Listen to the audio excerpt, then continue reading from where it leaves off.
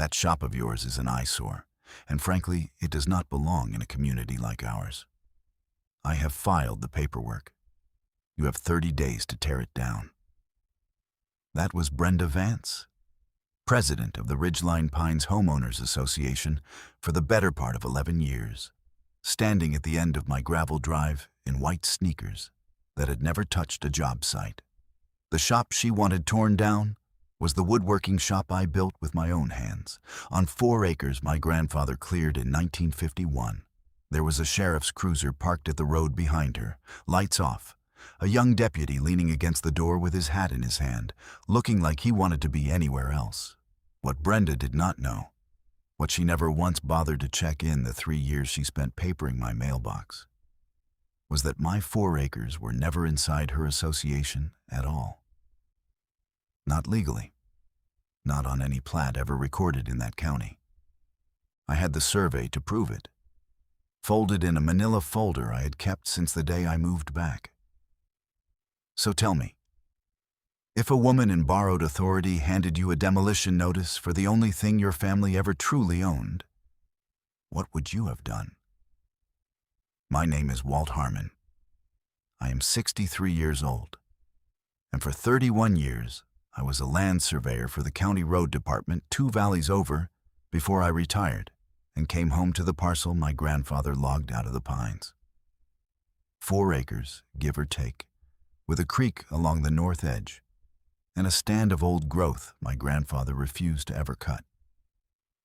I know the exact give or take, because measuring ground is the only trade I ever had. A surveyor spends his whole life learning a single thing, which is that the ground does not lie and the paper does not lie, and that almost every fight between 2 people over a line is really a fight between somebody who read the paper and somebody who did not. I read the paper. I read it the way other men read scripture. By the time I retired, I had run boundaries on every kind of dispute there is. Ranchers over fence lines, the county over a road widening, 2 brothers over a hayfield their father left them in a will written on a paper bag. I had watched grown men cry over 30 inches of dirt. So when I came home to my grandfather's 4 acres, the first thing I did, before I unpacked a single box, was pull the record swaths and walk my own line. Because a surveyor who does not know his own boundary is a barber with his own hair untrimmed. When my wife Carol passed, 6 years before any of this started, I moved back to the parcel for good. She had been a school teacher for 28 years, and she died the slow way, and I sat with her through all of it. And when it was over, I could not stay in the house we had shared in town. So I came home to the Pines. I built the shop where her garden used to be, in the exact rectangle of ground where she had grown tomatoes and beans every summer of our marriage. Because I could not look at the empty rows anymore, and because a man needs somewhere to put his hands to work or his hands will start to shake. I dug the footings myself. I framed it over one long autumn, and I remember the first hard frost came the week I set the last rafter. And I stood inside the bare frame with my breath showing and felt, for the first time since she was gone, like the day in front of me had a shape. I made furniture in that shop. Chairs, tables, a cradle once for a neighbor's first grandchild, a coffin once for a friend who asked me to, which I will not talk about beyond saying I was honored. I kept records the way I had kept them my whole working life. Every receipt in its sleeve, every measurement logged in a bound notebook. Because that is what you do when ground is your business and paper is your religion. My daughter Casey lived with me then. She had been 12 when her mother got sick and 15 when her mother passed, and she chose to come with me to the Pines instead of finishing out in town, which is not a small thing for a kid to give up at that age. She was 16 when the first letter came. A quiet kid who did her homework at the kitchen table under the good lamp and learned to run a card scraper on Saturday mornings until she could pull a shaving so thin you could read through it. She did not talk much, but she watched everything. and she had her mother's habit of going very still and very calm in exactly the moments other people came apart. She is the reason I kept my temper through all of it. Every time I felt the heat come up in my chest at one of Brenda's letters, I looked across the table at my daughter doing her trigonometry, and I remembered that whatever I did, she was going to learn from watching me do it. So I taught her the only thing I knew how to teach. I taught her to keep records. She is the reason I am telling you this now.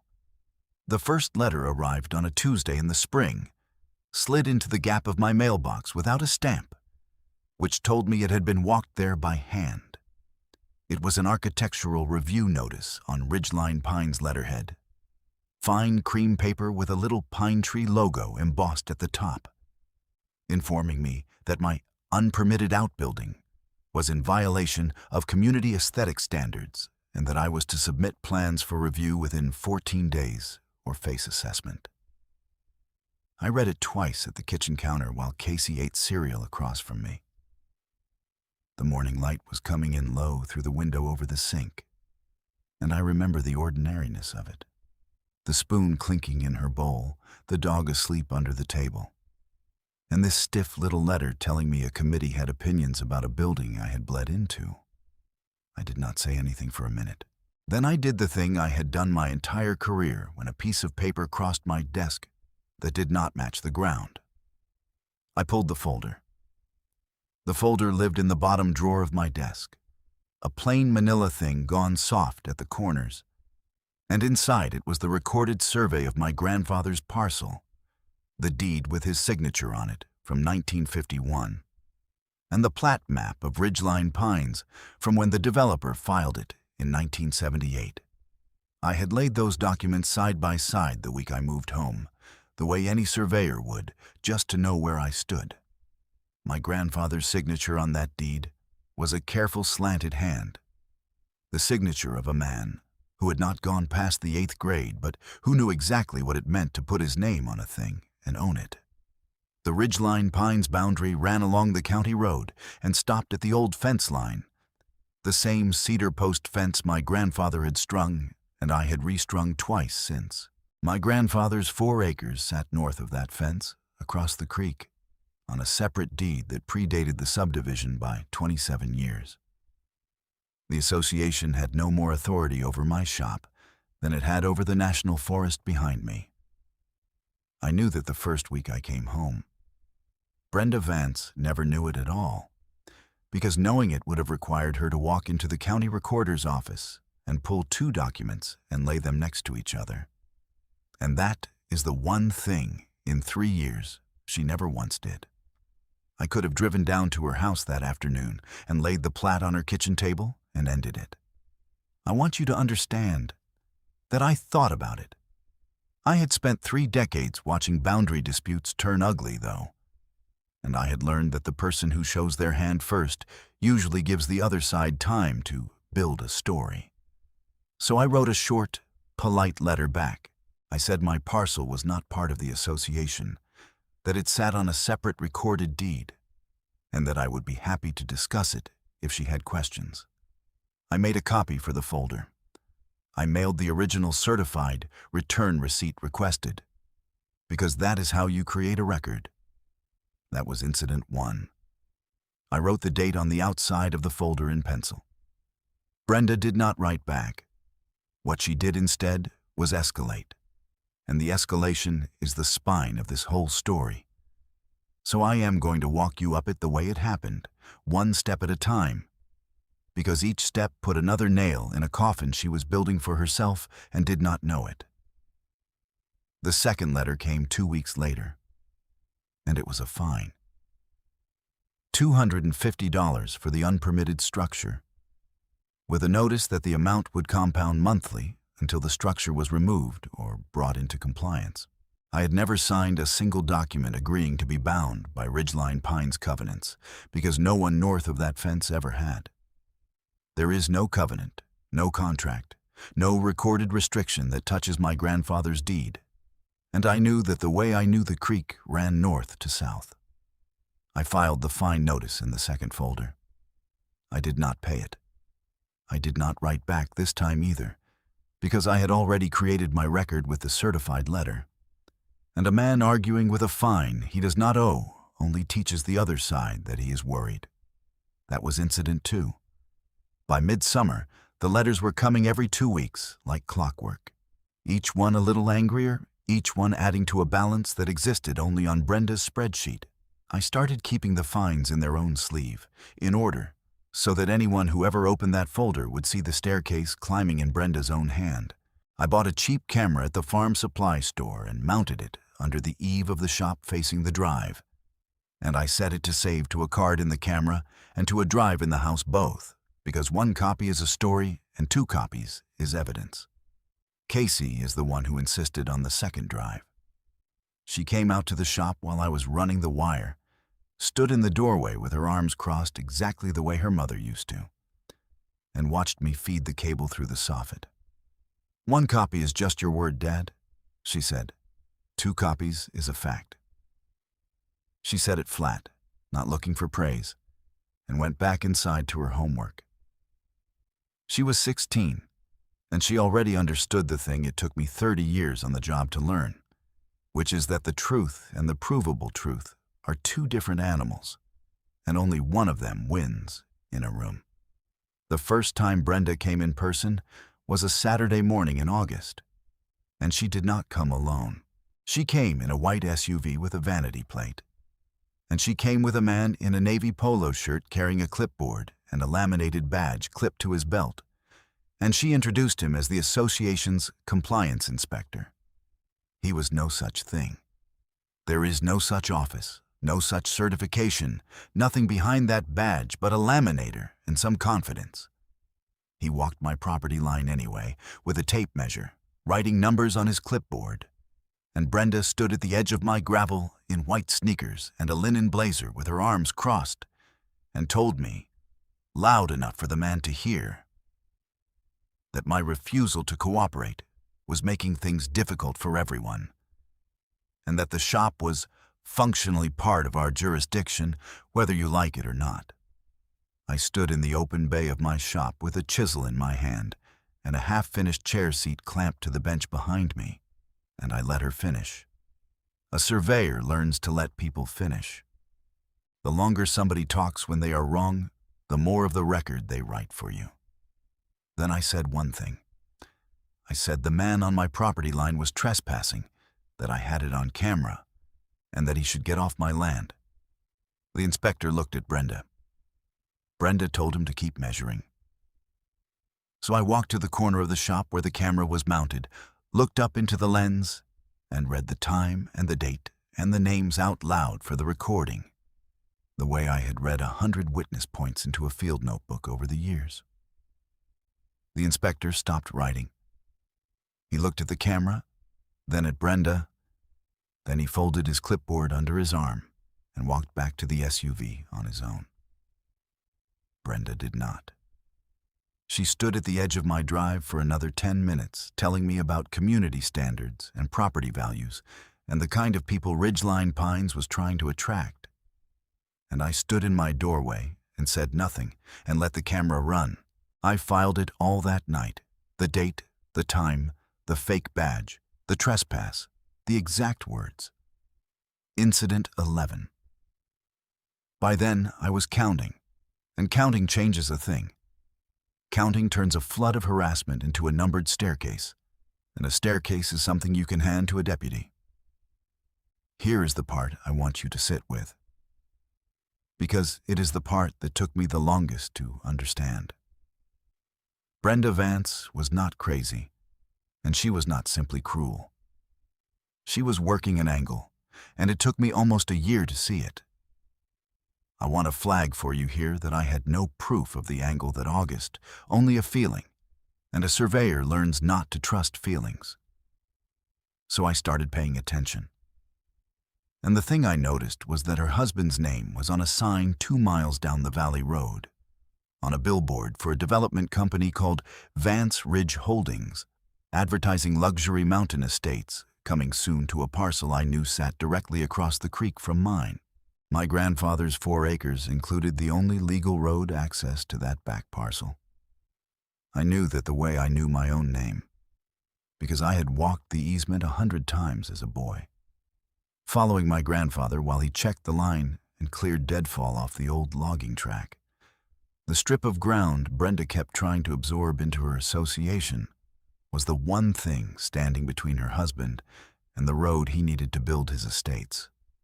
The eyesore was never the issue. The shop was never the issue.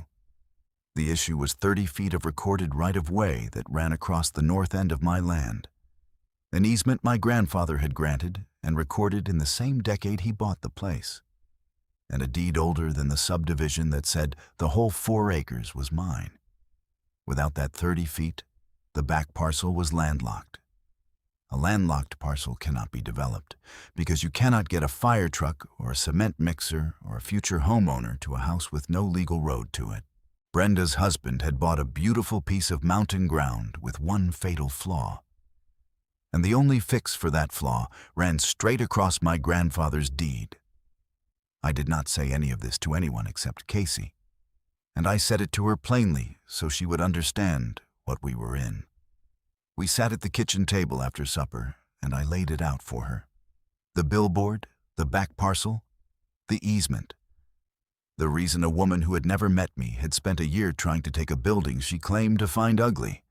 I told her the letters would get worse before they got better, and that the only thing we were going to do was write everything down and never once raise our voices.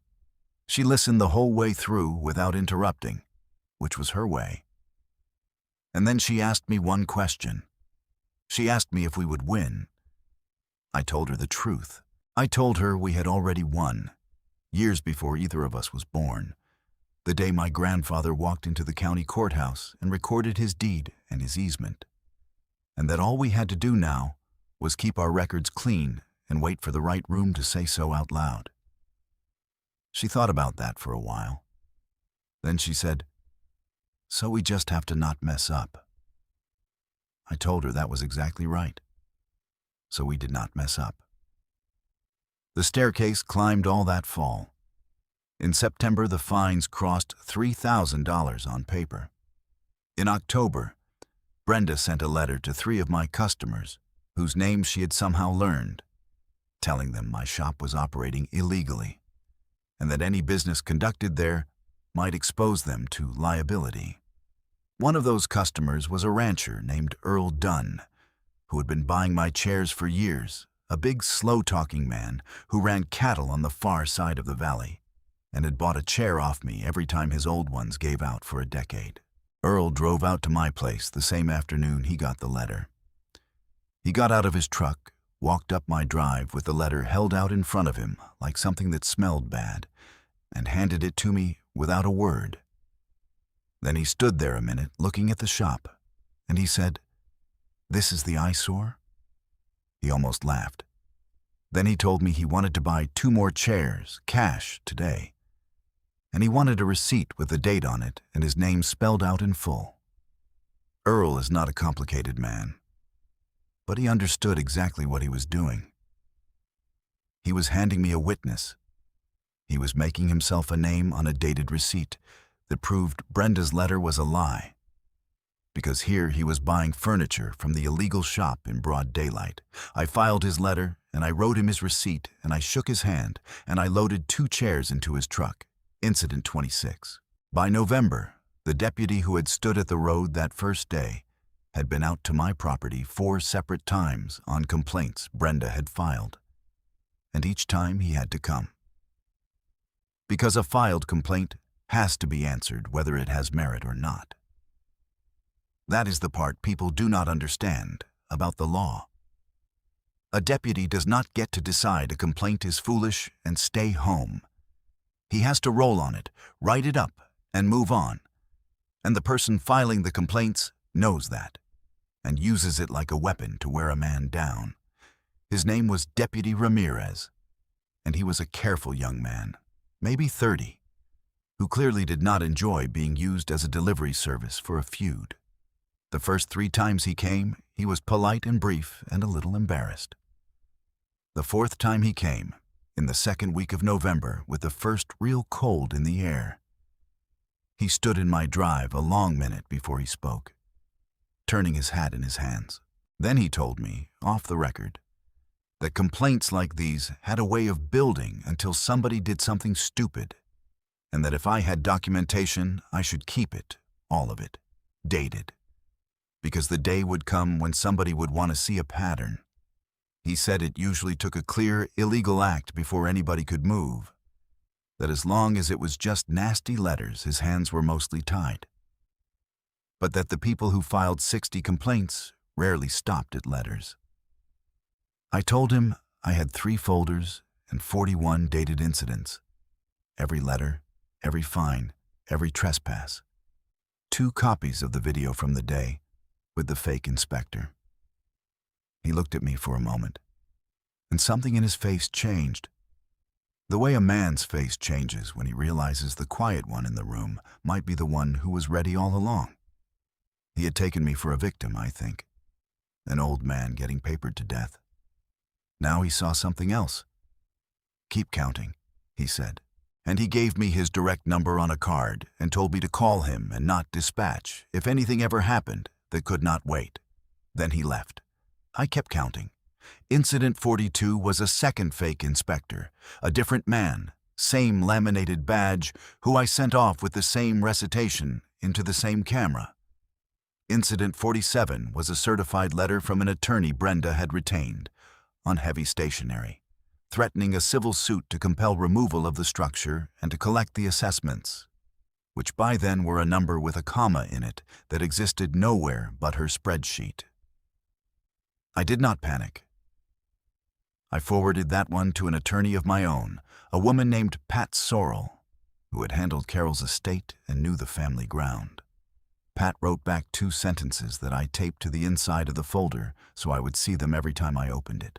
She wrote that the association could not fine, cite, or sue over land it had no recorded authority over, and that every letter they had sent was, in her exact word, a gift, because each one was evidence of a coordinated effort to seize property by intimidation.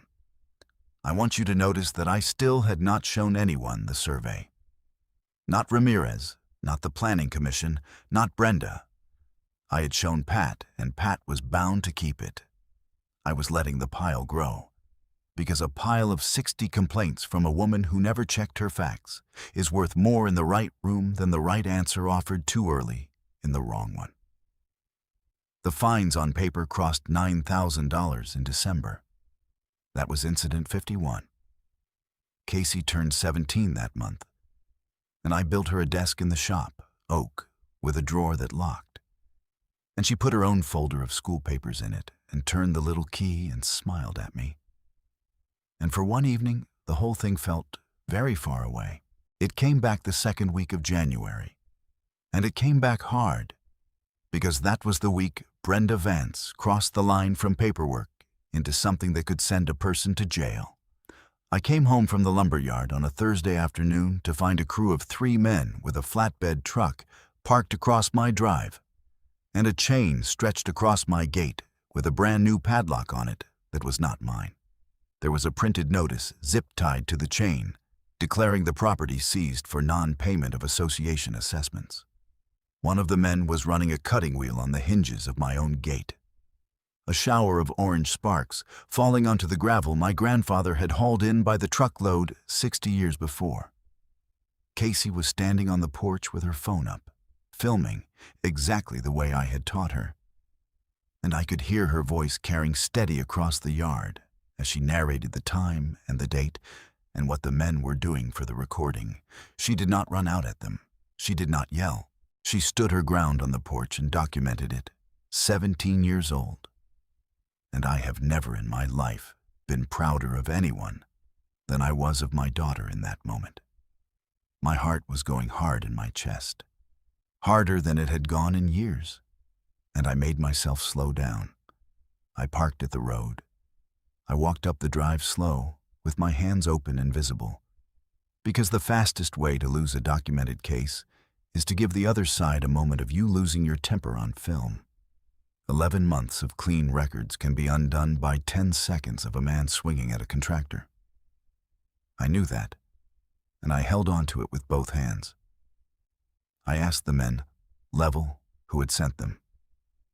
The foreman, a heavy-set man who would not quite meet my eye, handed me a work order with Vance Ridge Holdings printed across the top in the same font as the billboard. I asked him to stop cutting and to leave my property. He told me he had a contract and a notice, and that I could take it up with the association. The cutting wheel started up again behind him. So I did the only thing that mattered. I did not argue. I did not stand in front of the gate. I took out my phone and I called Deputy Ramirez directly on the number from the card in my wallet. And I told him there were men with cutting tools removing my gate under a seizure notice from a private development company, that they were on my deeded land, and that I had it all on video, 2 copies, live right now. He told me to step back to my porch, keep filming and not to touch anyone or anything. He was there in 11 minutes. I know it was 11 because Casey's video has the timestamps, the call and the cruiser, 11 minutes apart. 2 copies, a fact and not just my word. What Brenda did not understand, what her husband's foreman did not understand, was that there is no version of the law in which a private homeowners association or development company can padlock and seize a man's deeded property over fines he never agreed to, and a structure on land they do not control. The seizure notice was not a legal instrument. It was a prop.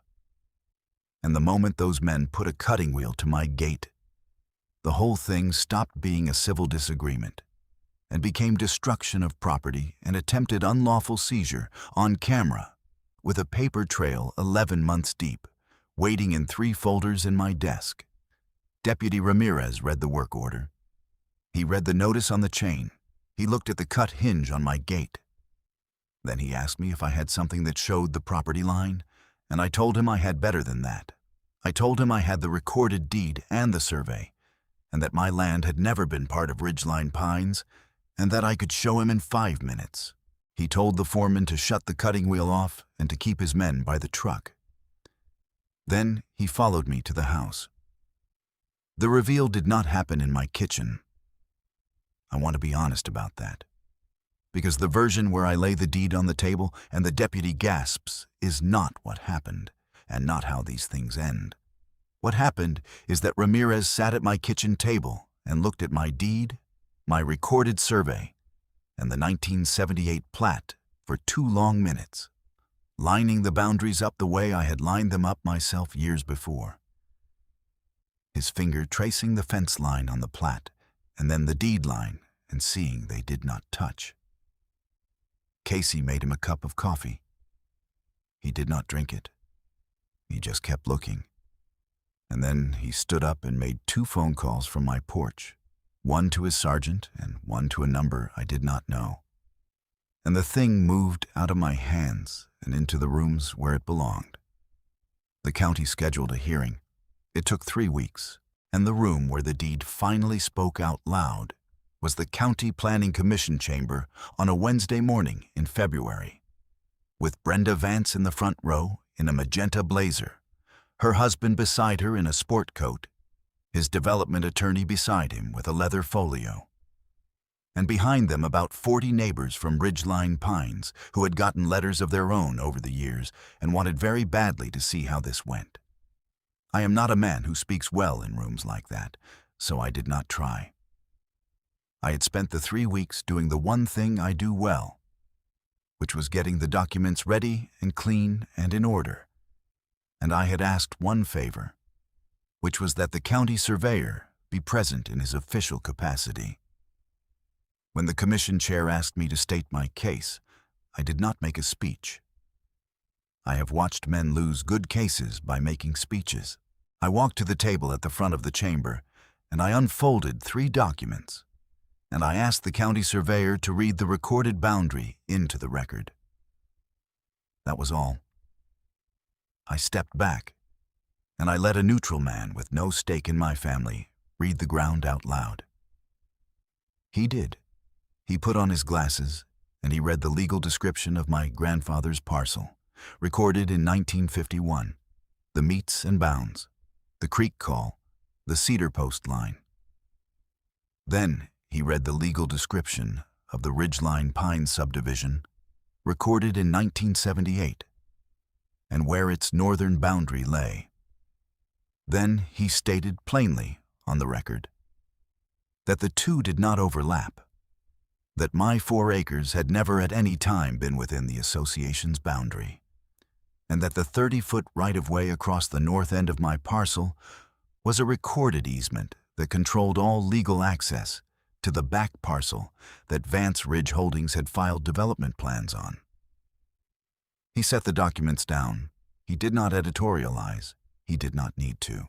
The room went quiet, the particular quiet of 40 people understanding something at the same moment. I watched Brenda's face while the surveyor read, and I watched her husband's attorney lean over and whisper something to him that made the color go out of his face, because the attorney had understood before Brenda did what the surveyor's words meant.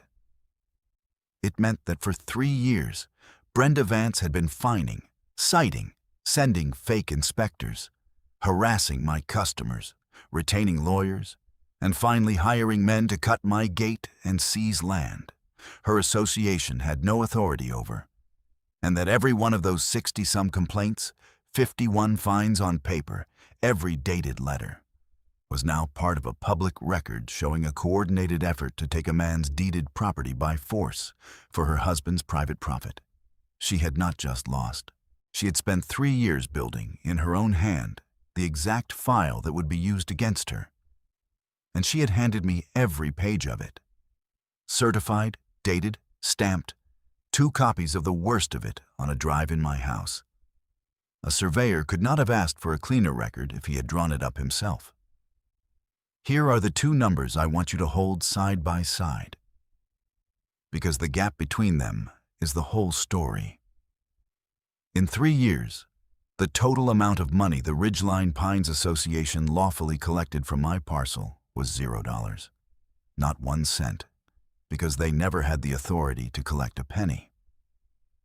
And the total recorded date of my family's claim to that ground was 1951, 27 years before the subdivision that tried to swallow it ever existed. $0 against 27 years. That was the gap. That was the case. The commission did not rule for me that morning, so much as it simply recognized what had been true the entire time. The chair stated that the association had no jurisdiction over my parcel, that all fines were void, and that the matter of the attempted seizure and the destruction of my gate was being referred to the county attorney. Brenda stood up in the front row and started to say something about community standards and the spirit of the covenants. And the chair told her, plainly, to sit down. She sat down. That was the only victory I needed, and it was not even mine. It belonged to a man who recorded a deed in 1951, and to a county surveyor reading it aloud 70-some years later. The consequence fell on Brenda's husband exactly where he had aimed his scheme, and that is the part that still makes me shake my head. Vance Ridge Holdings could not build a single estate on that back parcel without legal road access, and the only legal road access ran across the recorded easement on my land, the same 30 feet Brenda had spent 3 years trying to absorb. The easement was mine to grant or withhold, recorded by my grandfather. And after what they had done to my gate, there was not enough money in that valley to buy 30 feet of it from me. Because the seizure attempt was now part of a criminal referral, no court was going to grant that company anything either. The development died on the table. The luxury estates that were coming soon never came at all. The billboard with Vance Ridge Holdings across the top came down that spring, and for a while there was just the bare frame standing in the weeds before they hauled that off too. Brenda resigned the association presidency 2 months later. Nobody forced her out. There was no vote, no confrontation. The 40 neighbors in that chamber had watched the whole thing, had watched a county surveyor read the ground out loud and a commission chair tell their president to sit down. And after that, there was simply no version of her authority left to perform. You cannot run on community standards in a room full of people who watched you try to steal a man's gate. Her husband's company faced charges for the attempted seizure and the destruction of property. The cut hinge that a sergeant photographed that same Thursday afternoon. I gave a statement. Casey gave a statement, and the time-stamped video she shot from the porch was the cleanest piece of evidence in the whole file. I did not have to lift a finger toward any of it beyond handing over what I already had. They had done it all to themselves, on camera, in writing, in a public chamber, while I stood quietly to the side with a folder gone soft at the corners. The gate got fixed. A welder I knew named Dale rehung the hinge Brenda's men had cut, ground the bad weld clean and laid in a new one, and he did the whole job for the price of a kitchen table, which I built him that summer in the shop that was never going anywhere. He came out, looked at the cut hinge, looked at the shop, and said only that he had heard about the hearing and that he was glad somebody had finally read those people the deed. Then he got to work. That is how it went all that spring, neighbors finding small reasons to come by, to buy a chair, to shake my hand at the feed store. The valley quietly closing ranks around the man who had not raised his voice. Casey graduated high school that June. She stood in the yard in her cap and gown next to the shop where her mother's garden used to be. The same rectangle of ground where Carol had grown tomatoes and beans. And she put her hand flat on the doorframe the way she had as a little girl learning to stand. She told me the desk with the lock was coming to college with her.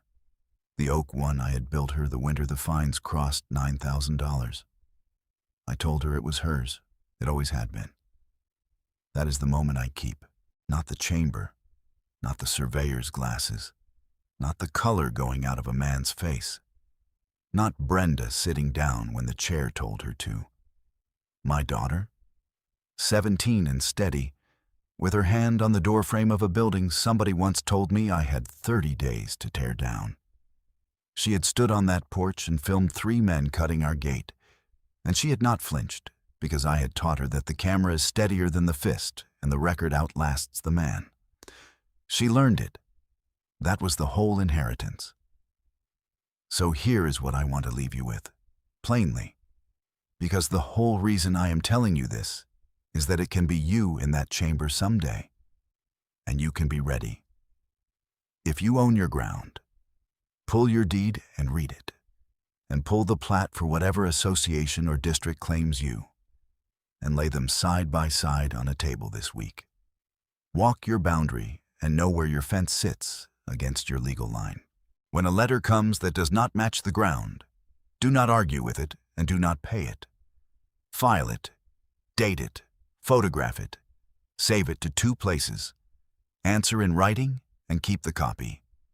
A man who keeps records does not need to raise his voice, because the day will come when a neutral party reads those records out loud. And on that day, the quiet folder beats the loud clipboard every single time. If you have a story like this one, a fence, a gate, a letter that did not match your deed, put it in the comments, because somebody scrolling past needs to know they are not the only one. Subscribe if you want more of these, because there are more. And the next one is about a woman whose HOA tried to bill her for a private well her family had drilled 40 years before the subdivision existed, and what the state water rights examiner found when she finally asked him to look. Until then, keep your folders, walk your lines, and take care.